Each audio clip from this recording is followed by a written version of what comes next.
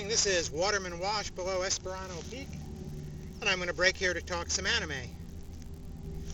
Emma, Victorian Romance.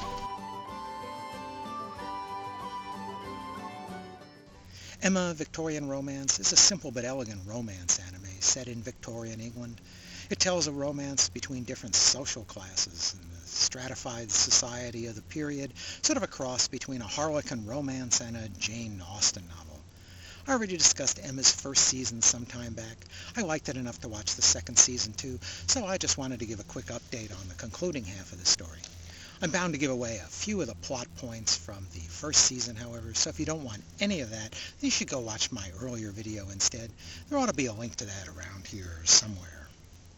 You may recall Emma was a household maid at Mrs. Stoner's modest London apartment. She began a tentative romance with Mr. William Jones, one of Mrs. Stoner's former students. Of course, the entire Jones family, being well-to-do, was scandalized by this breach in social classes. If you don't remember those details from the first season, Nozomi Entertainment's second season DVD release has a helpful recap show called Intermission to bring you back up to speed. As the second season starts, Emma has moved to the countryside and found a new job at the estate of Mr. and Mrs. Weeks. Unlike her previous work for Mrs. Stoner, the Week household has lots of servants, and that means a much larger supporting cast.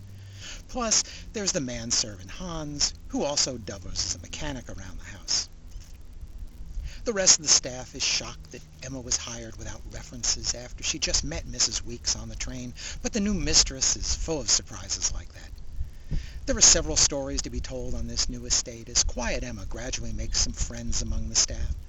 It's a classic episode of Upstairs Downstairs.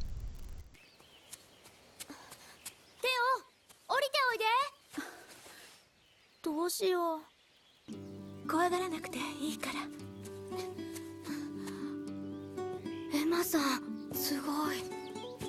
面白い光景だな。 Meanwhile, back at the Jones household, everyone but William is glad that that maid is gone. William's father has arranged a marriage between William and Eleanor Campbell. The Campbell family has a title, and the Nouveau Riche Jones have money. It's a marriage made on Fleet Street, and the parents of both families are pushing hard for it. Pretty Eleanor seems enthusiastic about it, too. Only the sulky William has a problem with it. Lucky for us, William's friend Hakim, a visiting prince from India, is still visiting the Jones estate, along with his sultry mistresses and pet elephant. Hakim's droll Williams is the best thing about the Jones household these days. But with Emma gone, it's time for William to make up his mind and move on to something else. So, most of the second half of the series seems almost two separate stories. One, starring Emma, is set among the estate servants out in the countryside at the Weeks household. The other, starring William, is set back in the London area among the gentry, and he's really making a mess of things. Of course, we expect these stories will somehow converge and get these young people back together somehow before the story ends. I was disappointed that the ending doesn't arise from the characters themselves, but rather depends on some pretty big coincidences. We're not going to break any new ground with this story or be really surprised. Emma is reminiscent of the novels of Jane Austen. Well, it has no direct relation to Austen's own novel titled Emma. It may also remind you of half a dozen BBC productions. It's directly based on the manga by Koro Mori.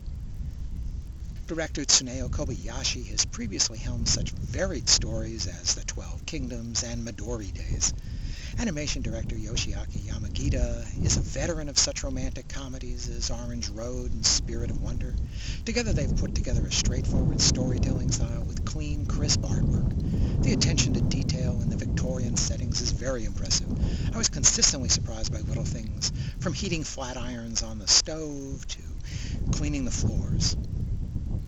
The opening, closing, and interior instrumental music is all from Kunihiko Ryo. It provides a nice accompaniment to the gentle storytelling, and while it's not exactly Baroque, it's appropriate to the period. So, I give Emma 4 stars. Granted, it's a sappy chick romance flick, and not for action fans. It's not much distinguished from a period show and movies you may have already seen on TV, but it's done with great style and plenty of affection. For those who saw the first season, the shift in setting from the London to the countryside was just what the series needed to give the title heroine some new challenges and expand the cast to keep the storytelling fresh. Emma keeps her simple charms from the first episode to the last. Nozomi's DVD sets are nicely put together. It's released as 2 sets, each covering a full season of 12 episodes each in 4 DVD packs. I'm not sure why they decided to put just 3 episodes on a DVD.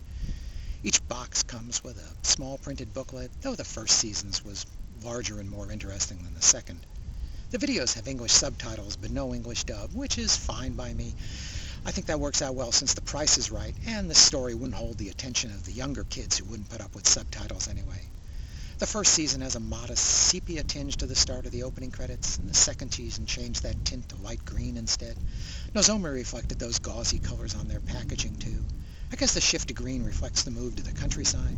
For silly old me, it just provoked a recalibration of my TV's color balance. Thanks for listening.